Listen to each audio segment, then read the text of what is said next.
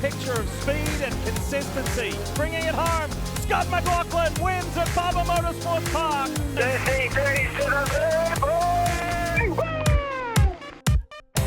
I'm Dave First. We're here with Scott McLaughlin, driver of the number 3, and finished third in the NTT INDYCAR Series Points Championship. It's the thirsty-three thing, the synergy of all that here in 2023. Yes. And I would dare say there's going to be a time in your career at some point where you're not going to be as excited as you are now about finishing third in the championship. Probably next year, Dave. Probably. Look, it's, I'm very proud, but ultimately, Alex and Chip Ganassi Racing were so strong this year, and big props to them. But they've put a stick, up, for us to chase now. Yeah. Their consistency, their pace here at the Speedway. It's impressive, and we need to work hard behind the scenes, myself included. Like little things, I'm not going home this year to Australia because I want to focus on what I'm doing here with the team. Big year with the hybrid coming up. Yeah. Want to make sure I'm fit for it, ready for it, and with the way that we finish the season, I really believe we can push hard to start the year and be there or thereabouts in the conversation when we get to Nashville in 2024. We'll talk a little bit about your offseason here in a second, but you made a concerted effort. Hey, I want to finish third in the championship. Yep. That was a goal. Yep. Why is that for you? I'm very competitive, and I think it just springboards us with a lot of momentum into 2024 to be able to, at the end of the day, we're the top Chevy, the top Penske driver, and that's hard things to do. You're versing guys in the Chevy camp from McLaren, not only my teammates, but McLaren, ECR, other people in the Chevy camp that are strong.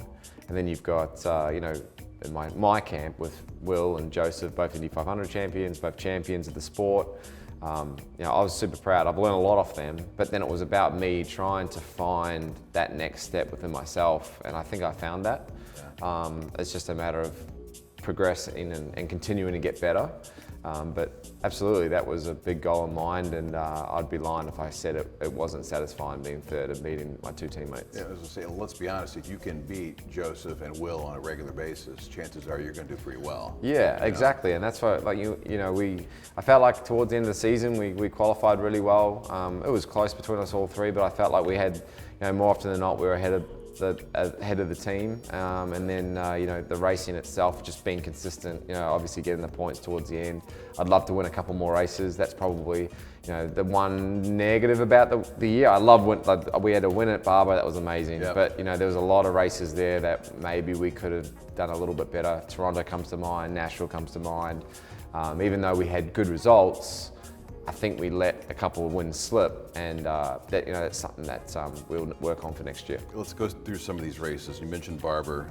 It was kind of a slow start to the season, but then Barber hits, you started fourth and won, and it just felt like a relief for you. Yeah, it was. I think we had up and down events. Obviously in the picture for St. Pete, then things happened with Romain, and then Long Beach wasn't great for us. Then the month of May, honestly, month of May for us was probably our biggest negative of the year.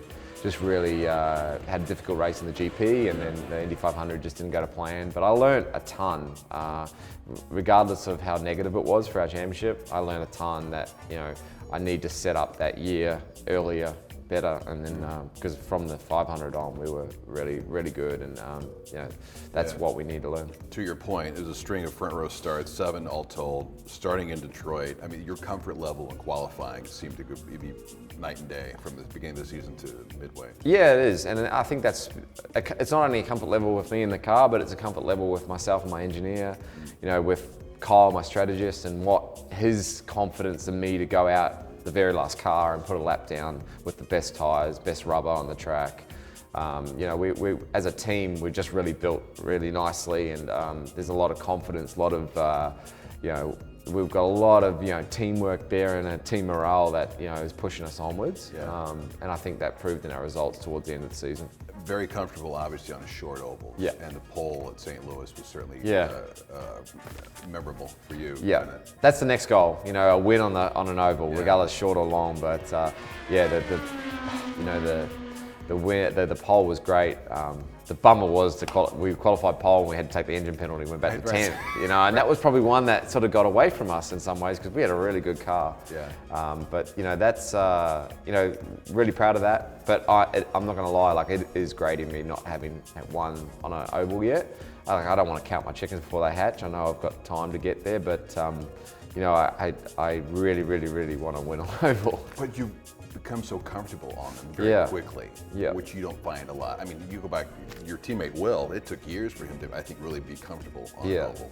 Well, but I'm lucky, you know, he came into a sport where he jumped into a car that probably wasn't the best on an oval track, where I jumped into a Penske car. And I was able to learn and be confident with the equipment underneath me and the people that set up the car, and then the teammates that I had to push me. But yeah, no, I'm very proud of how we've built on ovals and where we're at, especially for qualifying.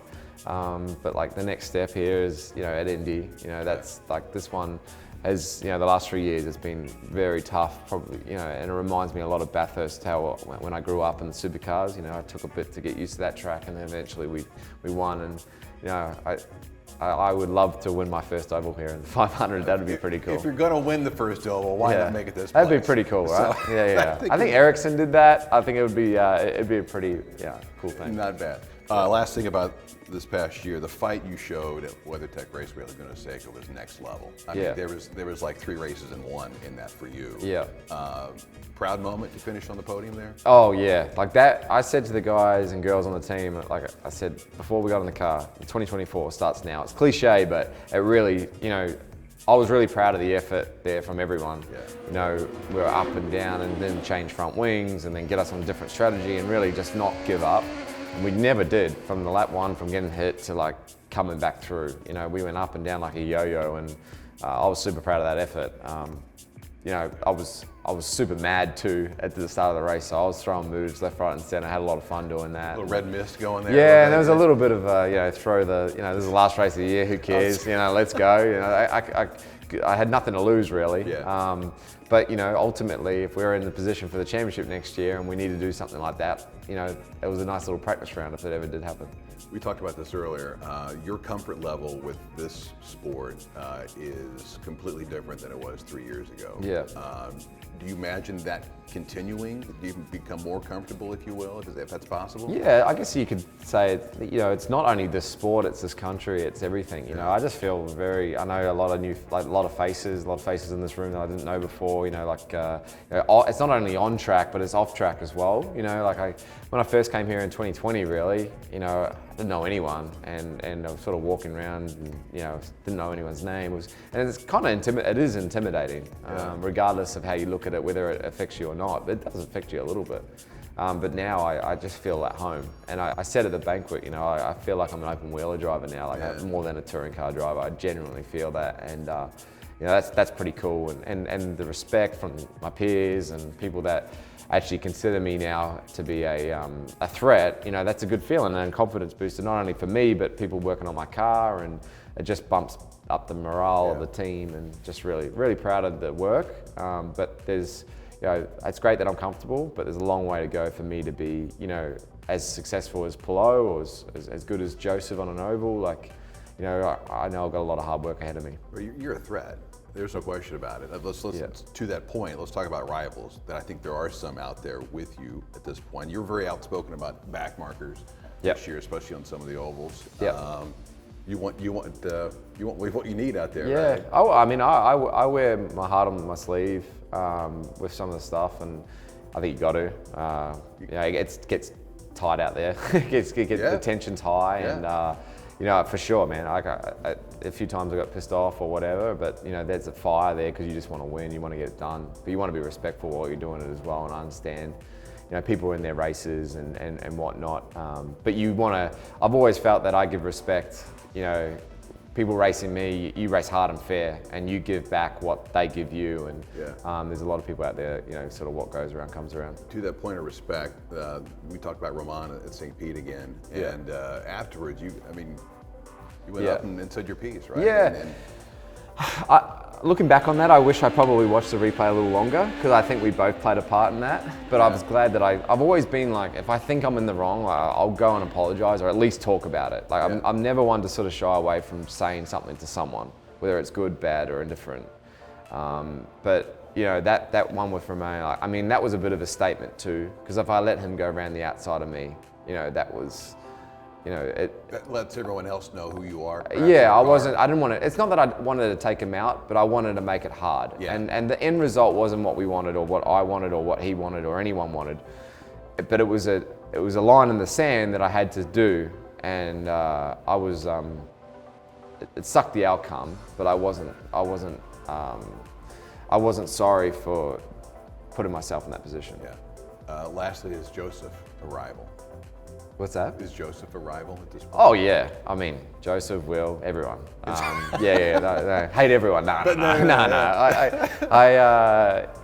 There's probably no one I want to beat more than my teammates because they are in the same equipment, they've got the same opportunity, but we work together, and I think that's a great dynamic between all us three. You know, I think at the end of the day we push each other to no end, and there's a respect there where we just know if one of us is on our day and one of us can make it happen, like we're good enough to do that. So all the BS goes out the window where it's like, oh, you know, you'll be okay, mate, or coddling or whatever. It's like, we know that they're good enough to win on any given day. Yeah. And each of us, and I think there's this respect or this wariness that we know how good each other are, and that's it's a seriously cool dynamic. Well, like, really cool. To your point, I mean, Joseph helped you out tremendously, and vice versa. It's not like, you know, European style racing where you don't talk to anybody, you're just going head to head. Yeah, well, you can't do that here in IndyCar. I mean, you might be able to just do that inter-team rivalry because basically, you know, in the other series over there, you're racing just your team.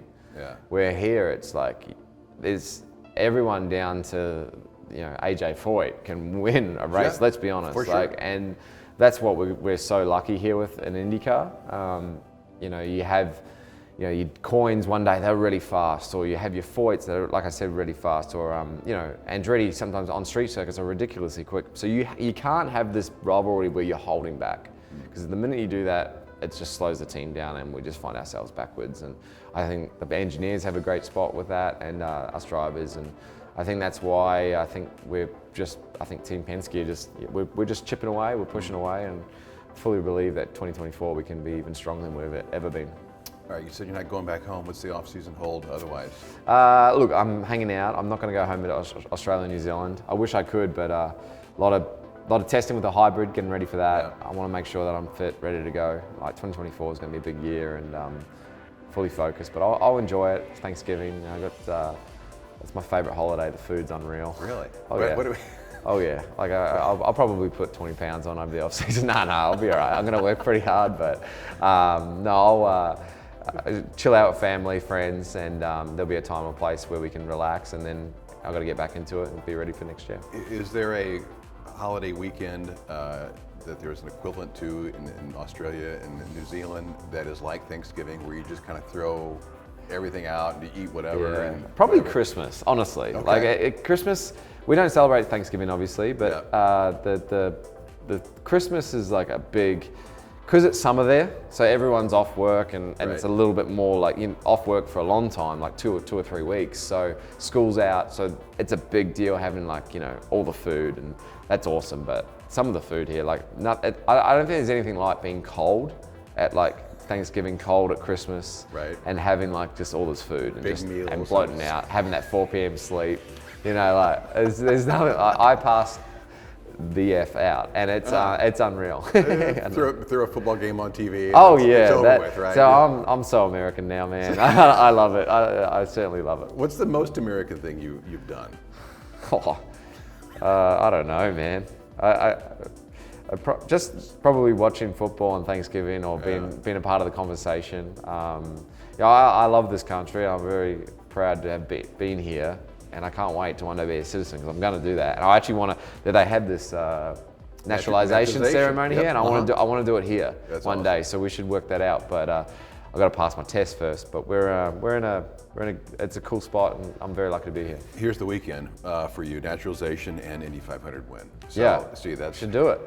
Can we just plan on that? You know, a couple of people in the government, maybe give me a little cheeky passport on the way through, and we'll do you it. know people. Yeah, I got that. The rest of it's on you. Yeah, all right, deal. Yeah. Have a great offseason. Yeah, thanks, Dave. Thanks so much, Appreciate man. it. Thank you.